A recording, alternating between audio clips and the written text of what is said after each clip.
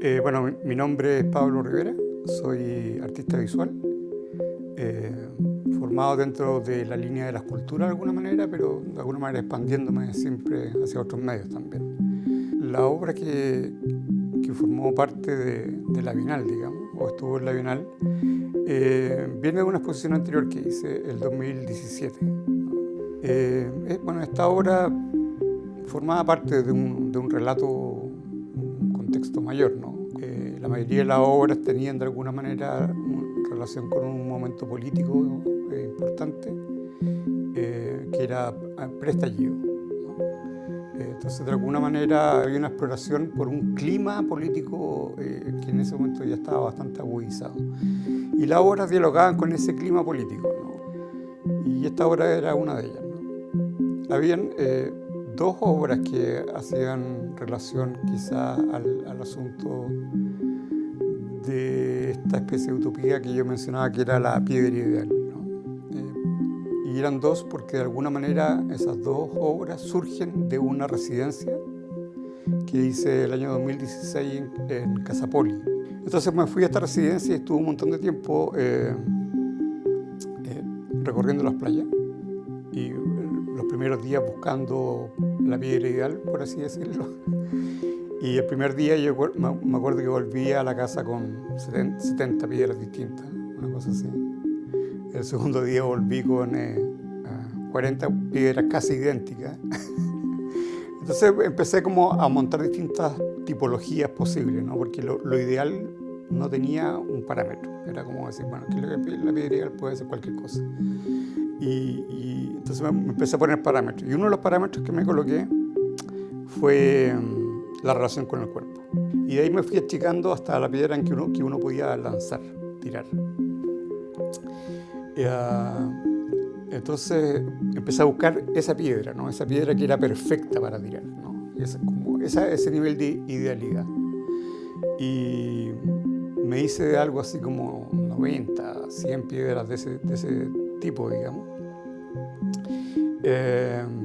Y cuando volví a la casa y estuve como viéndolas y tomando relación con ellas, se me ocurrió también hacer un video de mí lanzando las piedras. Y hice ese video que era como yo contra la costa lanzando piedras. Y en algún momento me sentí que la cosa era ficcionalmente muy absurda, ¿no? Y estuve dándole vuelta porque me había dado casi vergüenza ajena esta cosa del video, ¿no? de mi persona lanzando piedras. Y bueno, y era básicamente porque yo nunca estaba en primera línea lanzando piedras, ¿no?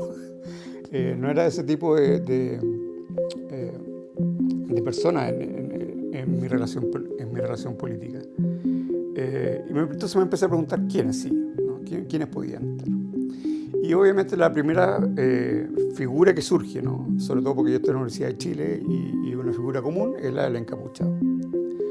Entonces, gracias a una producción, una labor de producción de la gente que me rodeaba, especialmente de Robert y Herrera, logré acceso a 4 o 5, en este caso fueron 5 y después se achicó a 4, encapuchados reales, ¿no? De los cuales yo no conocía, ni sabía su identidad, ni mucho menos, a los cuales los invité a discutir este asunto de la piedra ideal. Entonces, llegó un día, digamos, nos juntamos en una oficina del decanato que hay en la Universidad de Chile, en una mesa, yo puse este cerro de piedra y les pedí a los 4 que conversaran acerca de lo que ellos consideraban que era la piedra ideal. Entonces me pidieron como un poquito más de... Yo les dije que no, que hasta yo llegaba, digamos, que lo demás venía de parte de ellos. Entonces ellos se pusieron alrededor de estas cosas, yo me puse al frente con una cámara, yo grabé, apreté el gatillo, ellos estuvieron conversando, se aburrieron de conversar, cerré gatillo. No hubo ningún tipo de inducción en ese sentido. Y fue maravilloso, fue sorpresivo y maravilloso, ¿no? Porque de alguna manera yo esperaba que discutieran acerca de la aerodinámica, del poder de destrucción, de ese tipo de cosas, ¿no? Pero surgieron también temas de violencia doméstica, de pobreza, de la niñez, de los juegos, la piedra del patito y todo ese tipo de cosas, ¿no? Fue súper interesante, ¿no? Además que al mismo tiempo todos estos personajes, porque están enmascarados, ¿no?, durante todo el tiempo en la grabación, tienen distintas aproximaciones, completamente distintas. O sea, hay uno que es como muy obsesivo con la cosa de la destrucción, y hay otro que tú lo ves ordenando las piedras todo el tiempo, en línea, colocándolas en orden, ¿no? Una especie como de agente del caos, pero de la neurosis al mismo tiempo. Yo encontré eso súper interesante también. Y nada, a mí lo que más me interesa de ese trabajo, creo que además de los tópicos que toca, ¿no?, y que me parece que es un trabajo que tiene muchas capas en ese sentido, lo que más me interesa es que es un trabajo sin guión, ¿no? Porque yo podría haber escrito un guión y habérselo entregado a unos actores para que lo hicieran, y creo que hubiera sido terrible. Entonces, lo interesante es justamente que la labor aquí del artista, entre medio, la autoría del artista, es la de simplemente desencadenar un proceso. Y eso es todo, ¿no? Desencadenarlo de alguna manera y registrarlo. Hay una cuestión que es bien extraña, ¿no? Porque cuando uno lo mira en retrospectiva, uno piensa, o yo al menos pienso que era como premonitorio de alguna manera, ¿no? Pero al mismo tiempo, cuando uno está en ese momento haciéndolo, no lo hace bajo esa perspectiva, ¿no? Lo hace simplemente por una cuestión de insistencia, como decir, ya, estamos súper cabreados, estamos súper cabreados, ¿no? Entonces, pero es interesante cuando uno lo ve bajo una nueva perspectiva, cómo ilumina también esa zona, ¿no? Esa zona que de alguna manera ahora le llamamos la primera línea, ¿no?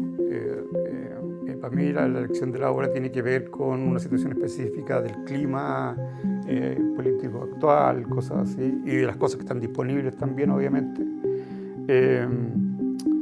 Pero creo que igual se ajusta a esa idea que tenía Enrique, quizás de esta especie de bisagra, ¿no? Uno puede decir que el umbral también es una especie de abre y cierra, ¿no? Y creo que en ese sentido es un trabajo que de alguna manera ilumina una zona que está un poco oscura y la hace más humana, ¿no? Entonces, de alguna manera, en ese sentido, creo que actúa un poco esa bisagra. Nos deja entrar al menos